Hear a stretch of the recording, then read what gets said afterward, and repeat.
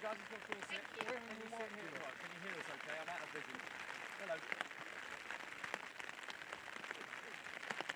I can? Yes, thank you, loud and clear. Thank you.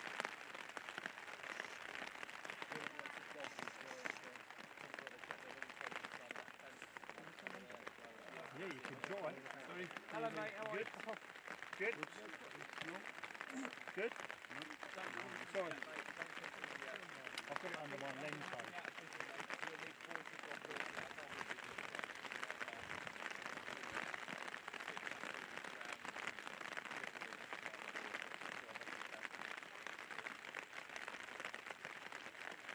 I'll tell you.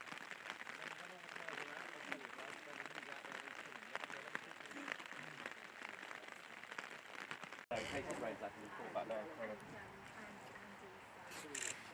Right, 10 players we're looking for. 1, 2, 3, 4, 5, 6. There'll be 8 outfield.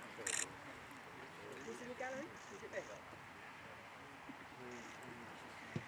7, 8. That's 8. So that's all on them. Right, Vic, it's Rob. Yeah, they're out, mate. We're ready when you are. 10 players training. 2 of them goalkeepers. In the night. One is only got one in. One in. Huh? One in. One in. Yes.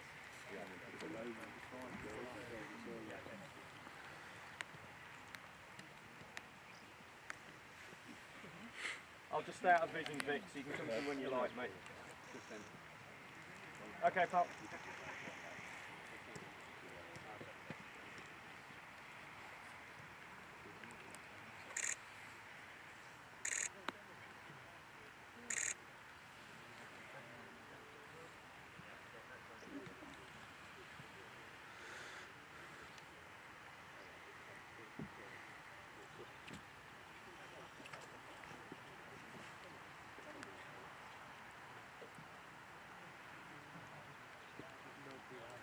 Yeah, well look, you timed it beautifully actually, Hayley, because it was biblical rain up until about 30 seconds ago, and it's just stopped as the players have come out. So that gives you a level of understanding of what England's preparations and planning is like, isn't it? Gareth Southgate can command the weather now. Listen, after last night's performance and result, he probably thinks he can do that right now. It was an extraordinary moment, wasn't it, when Jude Bellingham scored that overhead kick. I mean, look, I was saying that I think you have to put that moment in English football up there alongside some of the great goals and the great moments in recent decades. You think of David Platt's volley in Italia 90 against Belgium. You think of Gazza's volley against Scotland in Euro 96. You think of Michael Owen's wonder goal against Argentina in the World Cup as well. It's that level that I think was there last night. But look, let's show you what the players are doing, because I think they're all pretty exhausted and shell-shocked by the sheer emotion of it, even those players who didn't play a part. And that's what you've got out there today. 10 players out on the training field with England, all those that didn't feature last night, and some of those that featured a little bit. 2 of the goalkeepers, Jordan Henderson and Aaron Ramsdale. You've got Ollie Watkins, Lewis Dunk, Joe Gomez, Luke Shaw, Adam Wharton, Jared Bowen, Anthony Gordon, Conor Gallagher and Trent Alexander-Arnold. So yes, relief, because I think, look, for me, I'll be honest, I think it was probably England's worst performance in the tournament so far. But you've got to give real credit to the character and the ability of Jude Bellingham to score that goal. But then it was such a shambolic England formation that we had in extra time, because Gareth Southgate had thrown the kitchen sink at Slovakia to try and get that equaliser, that you've got to give them a lot of credit, I think, for the way they held out after Harry Kane scored after 50 seconds at the start of extra time to win the game and see it out when, you know, in extra time they had 4 wingers on the pitch. One of them, Abere Eze, was playing left back. We had 2 strikers up front in Ivan Toney and Harry Kane, which Gareth Southgate hasn't used as a formation for years. So, you know, shambolic in terms of formation, but they got through the game, and you just wonder what that might do for England going forward from here. Will it galvanise? Will that be the moment that you know, we look back on and say that was a turning point for England? That was the moment, that goal from Jude Bellingham and deep into injury time. That was that bit of luck, that bit of special, you know, occasion that saw them go on and win the trophy. I think it'll be really interesting to see how they respond very few of the players out there today. The rest of them are doing their own recovery sessions.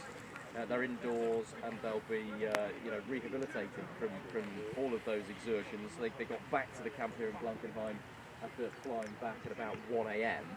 and so they have to recover. Tomorrow will be a closed training session, so we won't see the players then. There's no media activity. It's a proper blackout day for England tomorrow, so I think they're going to take stock, recover from the emotional and the physical exertion of 120 minutes and the flight back, all of the emotional draining that they've had, and then look to go again and prepare specifically tactically for a massive quarter-final against Switzerland in Dusseldorf on Saturday.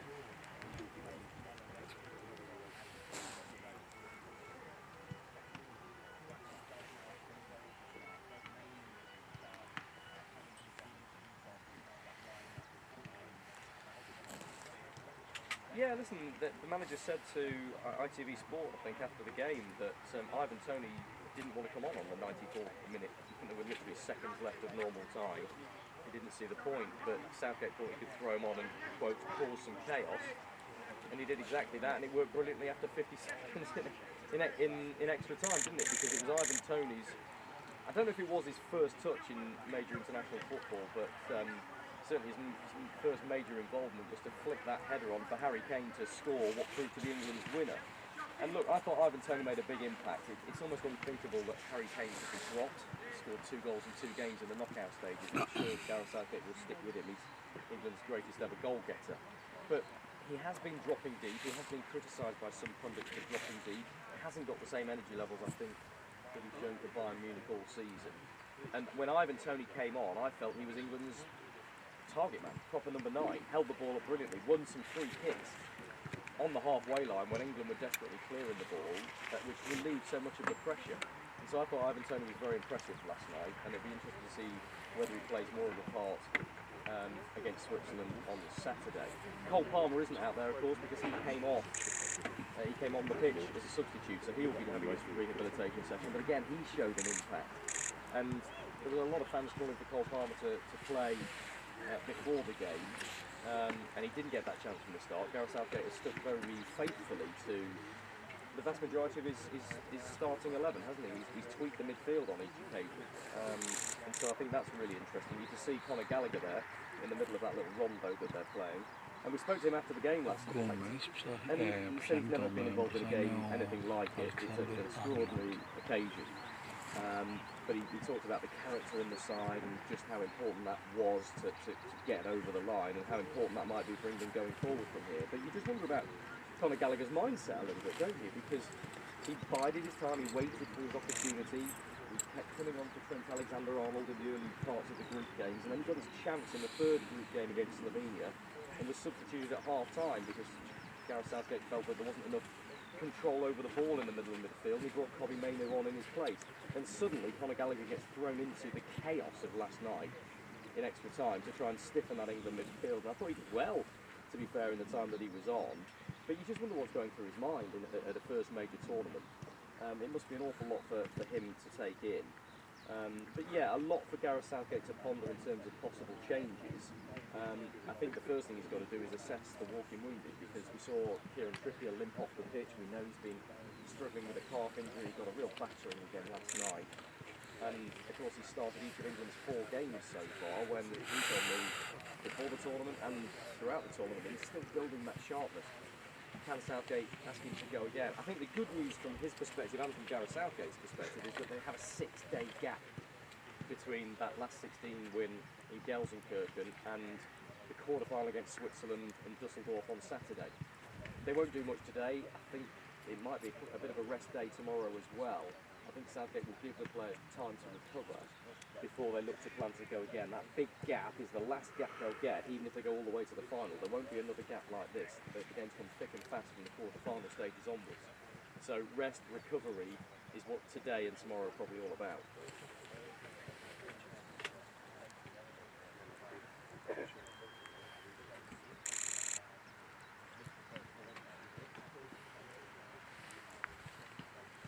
Yes, it absolutely is, and you can see Lewis Dunk and Joe Gomez are out there now.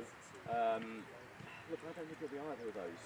I think it'll be almost certainly Ezri Konsa who comes into the middle of England's defence in truth. I think he's been first choice replacement for anybody in the defence, should they be missing any of the key names. And Gay is a big miss. Look, I think he's been England's best and most consistent player throughout this tournament. I think England's defence has been brilliant, you have to say. Only conceded one goal in the group stages, yes, conceded last night, but I think the England defence has performed very, very well. And Mark Gay has marshalled that England defence incredibly well. And so, how to replace him is a tall order. Ezri Konsa's played a lot for England right across the back line, left back, right back, and centre back. In the friendlies building up to this tournament, against Belgium and Brazil he featured as well, and he's had a brilliant season for Aston Villa. So there is Gareth Southgate, and you just wonder what he's thinking. I'm pretty confident that his mind is turned to Ezri Konsa in the absence of Mark Gay. But England will definitely miss Gay's calm, his positional sense, his ability on the ball, his calmness on the ball, the way he's marshalled that England defence and worked incredibly well, built a really good understanding with John Stones, who incidentally I bumped into in the mix zone last night as he was walking past, and he blew his cheeks out to me and went, "Whew, that was fun, wasn't it?" So I think even with his experience, he's never seen anything like what England went through last night. And again, I just think it's a key moment for England now. I'm writing a piece on talkSPORT.com talking about this, as Gareth Southgate goes into his 100th game in charge of England. What does he do now? Does he try and pounce on this incredible moment that Jude Bellingham created for the nation last night, this memorable, mesmeric moment? And can they build some confidence and some momentum from there after what has been a very lacklustre tournament for them otherwise? I think the only way they can do that is by making significant changes. I think Southgate has to change his game plan, he has to change his personnel. Switzerland are a better side than Slovakia. They've knocked out the holders Italy, they've looked good in the group stages. It's a real test for England this quarter-final. And I think Gareth Southgate has to look at his options out there and go, look, let's be honest, the plan hasn't worked, it's time for plan B.